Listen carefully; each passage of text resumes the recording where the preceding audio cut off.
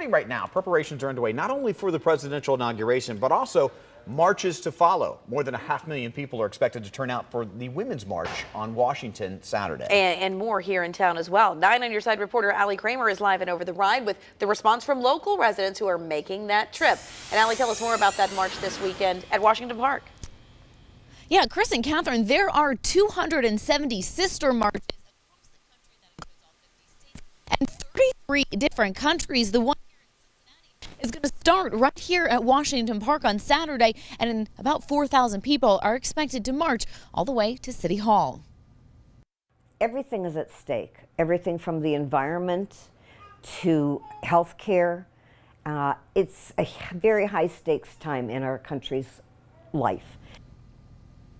Now, that is Mimi Gingold, and she says the moment she heard about the march on Washington, she wanted to be there. She is just one of dozens of local residents making that trip to D.C. The idea for the march was actually started by a grandmother in Hawaii after Donald Trump was elected president. The pillars for the march: human rights, inclusivity, tolerance, and social justice for all. Madison resident Kat Pietmeyer, she is also going to D.C. for that march. In her everyday job, Pietmeyer says that she empowers people to make change, which is why she feels so passionately about the march in D.C.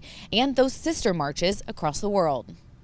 Regardless of your political affiliations, I think that at some point over the last few months, you've probably felt uneasy about the outcome or, kind of where we're at. And I think that the most important thing when you get to a place where you don't like where you're at is that you become an agent of change and you decide to do something or be part of something that brings about positive change. And so I think that this is just kind of the first step in that.